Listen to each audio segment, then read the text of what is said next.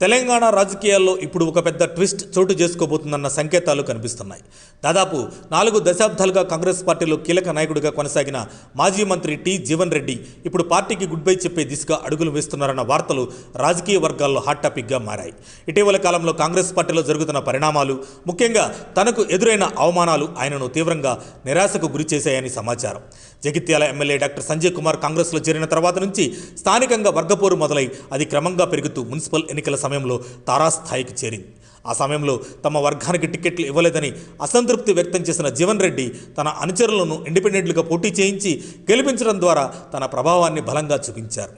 అయినప్పటికీ party high command నుంచి సరైన గుర్తింపు రాకపోవడం ఆయనను మరింతగా బాధించింది.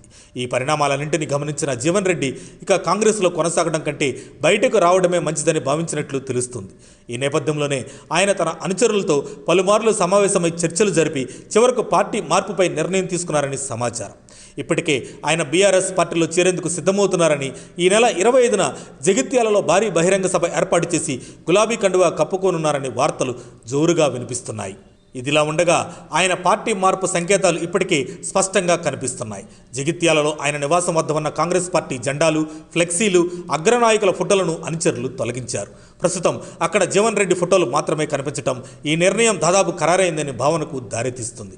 ఎమ్మెల్యే, ఎమ్మెల్సీగా గెలిచి దాదాపు 40 ఏళ్ల పాటు కాంగ్రెస్ పార్టీకి సేవలందించిన జీవన్ రెడ్డి ఇప్పుడు అదే పార్టీతో బంధం తెంచుకునే దిశగా అడుగులు వేయటం నిజంగా కీలక పరిణామంగా చెప్పాలి. మరి ఆయన బీఆర్ఎస్లో చేరితే జగిత్యాల రాజకీయ సమీకరణాలు ఎలా మారతాయి? కాంగ్రెస్ పార్టీకి ఇది ఎంత పెద్ద షాక్ అవుతుంది? తెలంగాణ రాజకీయాల్లో ఇది ఎలాంటి ప్రభావం చూపిస్తుంది అనే విషయాలు ఇప్పుడు ఆసక్తిగా మారాయి. ఇక ముందు రోజుల్లో ఈ అంశం మరింత హాట్ టాపిక్ అవడం ఖాయం.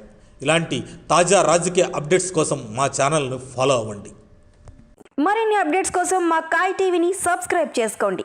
మా వీడియో కనుక మీకు నచ్చినట్లయితే లైక్ చేయండి, షేర్ చేయండి. మీ విలువైన అభిప్రాయాలను కామెంట్ బాక్స్లో తెలియజేయండి.